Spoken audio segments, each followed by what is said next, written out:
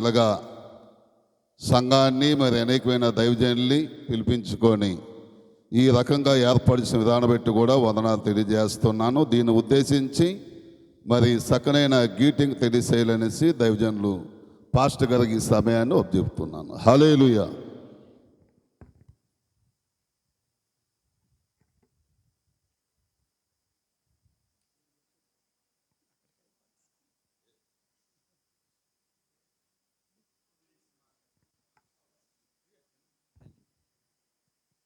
దేవునికి స్తోత్రం.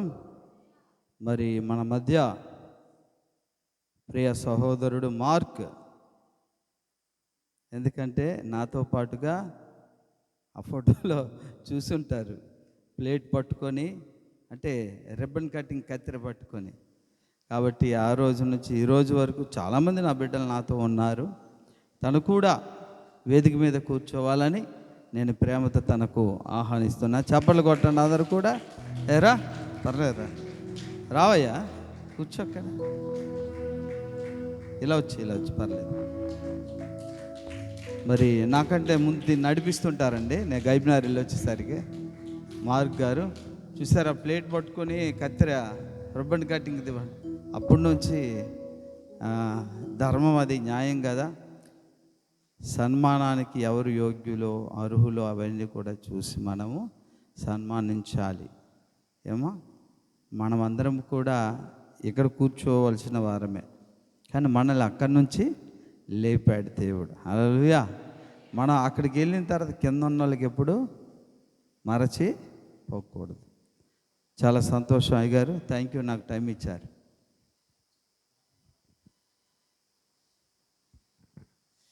మంచిది. సేవ చేస్తే దేవుడు ఆ గౌరవాన్ని ఇస్తారు, ఎవరికైనా ఇస్తారు. ఈరోజు మార్కు పులిపేట మీద కూర్చుంటాడంటే ఆ దేవుని కృప, దేవుని సేవ. నాకు పరిచయం మొదలుకొని మార్కు ఎప్పుడు కూడా ఈ పరిచయంలోనే, సంఘ పరిచయంలో ముందుకు వెళ్ళారు. కనుక అట్లాంటి వాళ్ళని కనపరచడంలో మనం తప్పులేదు. చాలా సంతోషం. ఒకసారి మీరు చప్పట్లు కొట్టండి, అది చాలా సంతోషం.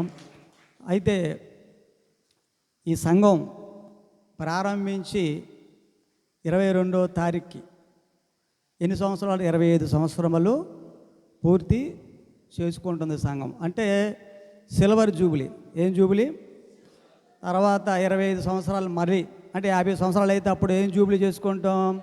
గోల్డెన్. అంటే ఇప్పుడు సిల్వర్ చేసుకుంటాం, తర్వాత బంగారం, మంచి బంగారం మీటింగ్ చేసుకుంటాం. చాలా సంతోషం. అయితే ఈ సంఘం ప్రియమైన వారలారా నాకు బాగా పరిచయం కదా. ఈ సంఘం అంచెలుగా పెరుగుతూనే ఉంది, చాలా అద్భుతంగా పెరుగుతుంది. ఈ సంఘం ఇక్కడ జరగకుండా ఉండడానికి ఎన్నో అడ్డులు, ఆటంకాలు చాలా వచ్చాయి. పాస్టర్ గారికి నాకు తెలుసు, మా ఎదురుగా చాలామంది ఎన్నో రకాలైనటువంటి మాటలు ఆడేవారు. బస్టాండ్లో ఒక ఆయన నేను ఉన్నప్పుడు ఒకటే అన్నాడు, మీరేం పాస్టర్ గారండి, మీరేం సేవకులు అన్నారు. తమ్ముడు, మీరు అలాగ అనకూడదు, అలా చెప్పకూడదు, సేవకుడికి తప్పు అన్నా సరే ఆయన వినలేదు. అట్లాంటివి ఎన్నో పాస్టర్ గారు ఎదుర్కొన్నారు ఈ ప్రాంతంలో. అందులోని చెప్పాలి ఏంటంటే, సొంత ప్రదేశంలోనూ ఎవరు కూడా అభివృద్ధి చెందరు, ఎవరు కూడా గుర్తించరు. కానీ దేవుడు తన పక్షాన్ని ఉండబట్టి దేవుడు ఈ సంఘాన్ని తన ద్వారా ఇంతవరకు చక్కగా నడిపించారు. దేవుని మనకు స్తోత్రం. కనుక ప్రియమైన వాళ్ళారా, గ్రీటింగ్స్ అంటే అర్థం ఏంటి? శుభం పలకడం. చాలామంది శుభం పలకరా పెళ్ళికొడుకంటే ఏం పలుకుతారు? అశుభం పలుకుతారు. కనుక నేను శుభమనే మీకు నేను తెలియజేస్తాను. ప్రియులారా, మరి లూకా సువార్త అధ్యక్షులుగా వారికి నేను ప్రేమపేట వందనాలు, నాకు అవకాశం ఇచ్చారు, వారికి మొదటగా నేను తెలియజేయాలి. తర్వాత వేదికమైనటువంటి పాస్టర్ గారికి అందరికీ ప్రేమపేట వందనాలు, మీ అందరూ కూడా ప్రేమపేటి వందనాలు. లూకా సువార్త ప్రియమైన వాళ్ళారా, బైబిల్ ఉన్నవారు అందరూ కూడా చూడండి. నాకు ఇచ్చిన 5 నిమిషాలు 10 నిమిషాల్లో నేనే గ్రీటింగ్ చెప్పి నేను ముగిస్తాను. నేను కొద్దిగా వెరైటీగా చెప్తాను గ్రీటింగ్స్, మీరు జాగ్రత్తగా వినండి. చూడండి ప్రియమైన వాళ్ళారా, లాస్ట్ 15వ అధ్యాయము 7వ వచనంలో ఒక మాట ఉంది. అటువలే మారు మనసు అక్కర్లేని 99 మంది నీతిమంతుల విషయమై కలుగు సంతోషము కంటే మారు మనసు పొంది ఒక పాపి విషయమై పరలోకమందు ఎక్కువ సంతోషము కలుగును. అంటే ఇప్పుడు సంఘం ప్రియమైన వాళ్ళారా, ఎప్పుడైతే మారు మనసు పొందారో, యేసుక్రీస్తు నామములో బాప్తిజం పొందారో, యేసుప్రభు వారు శరీరంలోకి ఎప్పుడైతే చేర్చబడ్డారో అప్పుడు పరలోకంలో ఏం కలుగుతుంది? సంతోషం కలుగుతుంది. అక్కడ వ్రాయబడిన మాట. అంటే ఈ సంఘాన్ని బట్టి ఎక్కువగా సంతోషించింది ఎవరంటే పరలోకంలో ఉన్నటువంటి దేవుడు, అక్కడ ఉన్నటువంటి దూత సమూహాలన్నీ కూడా ఏం చేస్తున్నాయి? సంతోషపడుతున్నారు. కనుక ఈరోజు మీరు యానివర్సరీ చేసుకున్నారంటే ప్రియమైన వాళ్ళారా, మరి పరలోకంలో గొప్ప సంతోషం. పరలోకంలో ఎందుకు సంతోషము? ఒక పాపి మారు మనసు పొంది యేసుక్రీస్తు నామములో బాప్తిసం తీసుకొని అంటే మనం యేసయ్య శరీరంలోకి చేర్చబడ్డాం కనుక ఇది సంఘం కనుక ఈ సంఘాన్ని బట్టి సంఘం ఉన్నటువంటి ఒక వ్యక్తి గురించి పరలోకంలో ఎందుకు సంతోషం అంటే ప్రియమైన వాళ్ళారా, మీరు జాగ్రత్తగా వినండి.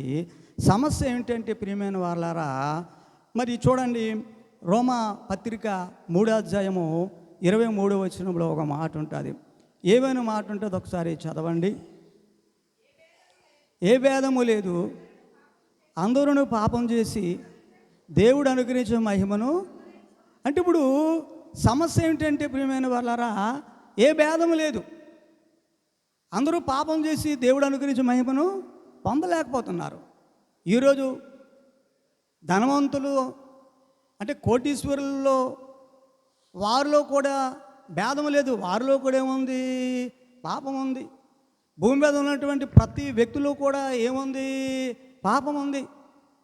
వారు ఎంత గొప్పవారైనప్పుడు కూడానా, ఎంత పేదవారైనప్పుడు కూడానా, ఎంత మరి ఉన్నత స్థానంలో ఉన్నవారైనప్పుడు కూడానా, అరే నాలో పాపం లేదన్న మాట అనడానికి వీలు లేదు.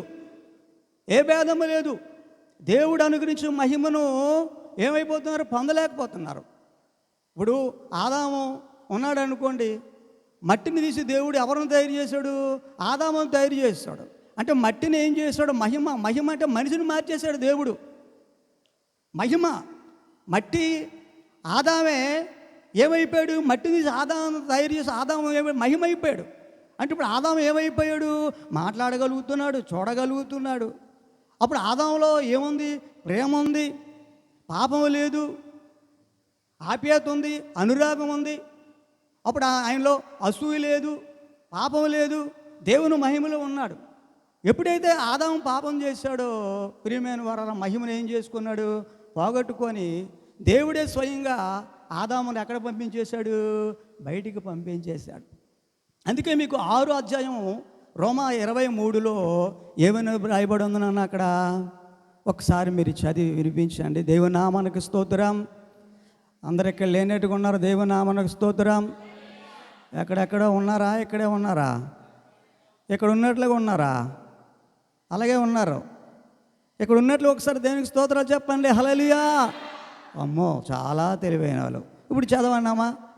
ఏలే అనగా పాపం వల్ల వచ్చే జీతము మరణము, అయితే దేవుని కృపవరము మన ప్రభువైన యేసుక్రీస్తునందు నిత్య జీవము. ఇప్పుడు ప్రియమైన వారారా, అందరూ పాపం చేసి దేవుడు అనుగ్రహించిన మహిమను పొందలేకపోయారు. ఇప్పుడు అందరూ కూడా పాపంలో ఉన్నారు. ప్రతి మనిషి దేంతో బాధపడుతున్నాడు ఏంటంటే పాపం అనే సమస్యతో ప్రతి ఒక్కరు కూడా బాధపడుతున్నారు. ఈరోజు చాలామంది ఈ జనరల్గా చాలా బాధలు పడుతుంటారు. అసలైన ప్రాముఖ్యమైనటువంటి మరి ఆ సమస్య ఏమిటంటే పాప సమస్య. ఈ పాపంలో జీతం ఏమిటి? మరణము, అగ్నిగుండము. ఇందులోకి ప్రతి వ్యక్తి కూడా వెళ్ళిపోతూనే ఉన్నాడు. కనుక దేవుని కృపావరం ఏంటంటే యేసుక్రీస్తునందు నిత్య జీవం. అందుకే ప్రియమైన వాళ్ళారా, మనం యేసును పెదవులతో ఒప్పుకొని హృదయంలో విశ్వాసిస్తే వారు మరణంలో నుంచి జీవంలోకి దాటిపోయారు. నరకంలో నుంచి పరలోకంలోకి వచ్చేసారు. అపవిత్రతలో నుంచి పరిశుద్ధతలోకి వచ్చేసారు. అందుకే పరలోకంలో సంతోషం. దేవుని నామానికి స్తోత్రం.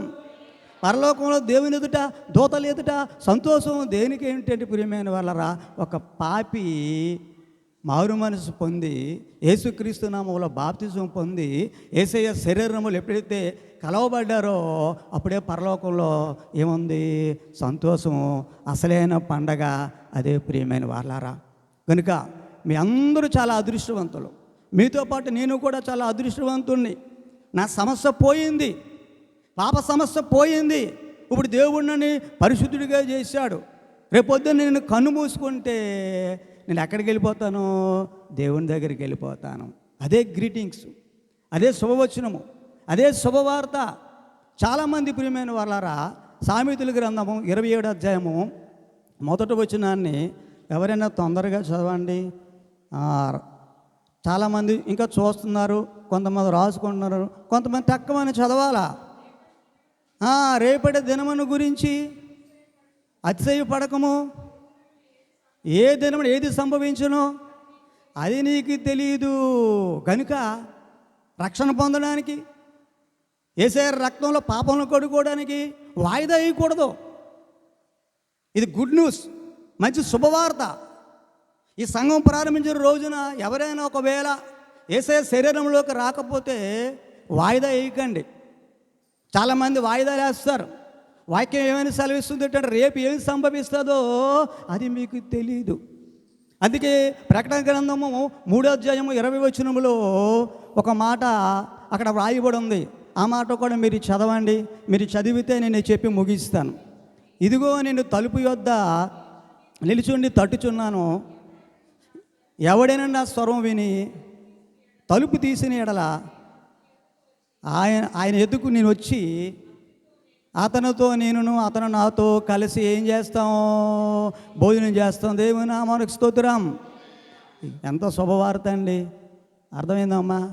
ఇప్పుడు చాలామంది ఎలా తయారయ్యారంటే బాగా ధనవంతులు ఆ ఇంటి కొరకు మంచి ప్రొడక్షన్ పెట్టుకుంటారు, లోపలికి దొంగలు రాకుండానా. ఈరోజు చాలామంది కూడా హృదయాన్ని దేంతో కప్పుకుంటున్నారు? ఇంకా కూడానా? అర్థమైందండి? వాయిదాలు వేసుకుంటూ హృదయాన్ని ఏం చేస్తున్నారు? అలా దాచుకుంటున్నారు. యేసయ్య తలుపు తడుతున్నాడు. నువ్వు తలుపు తీ, నేను లోపలికి వస్తాను. మన ఇద్దరం కలిసి ఏం చేద్దాం? మనం భోజనం చేద్దాం. దేవుని నామానికి స్తోత్రం. ఎంత గొప్ప విషయం అండి ప్రియమైన వాళ్ళారా. రేపటి గురించి ఆలోచించకండి. కొంతసేపు కనబడి అంతలో మాయమయ్యే ఆవిరి వంటిదిరా ఈ జీవితం. కాదేది శాశ్వతం. కొంతసేపు కనబడి అంతలో మాయమయ్యే ఆవిరి వంటిదిరా ఈ జీవితం. లోకాన కాదేది శాశ్వతం. యేసే నిజ దేవుడు, నిత్య జీవమిస్తాడు. మరణమైన జీవమైన నిన్ను విడువడు.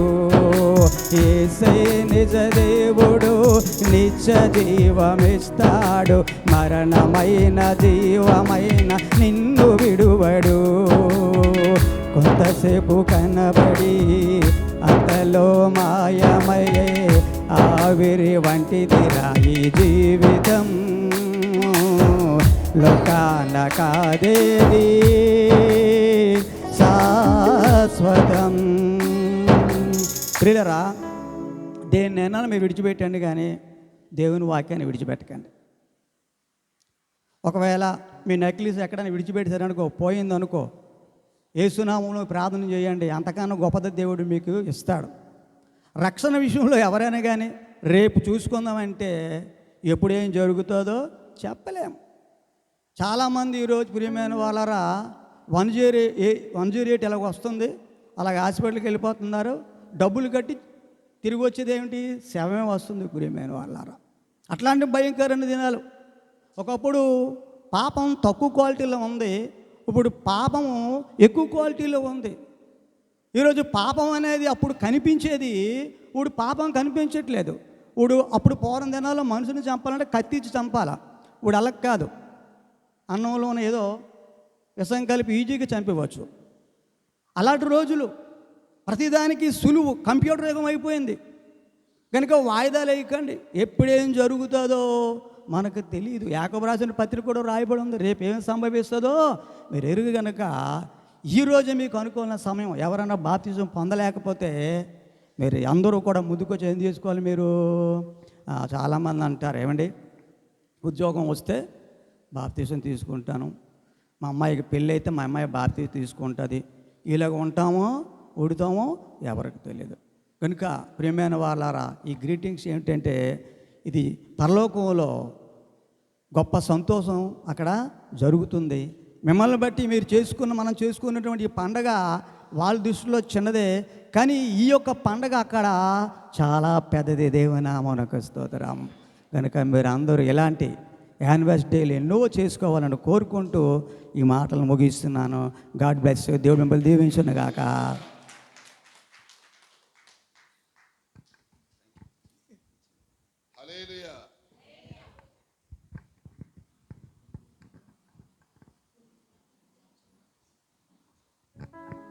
హల్లెలూయా.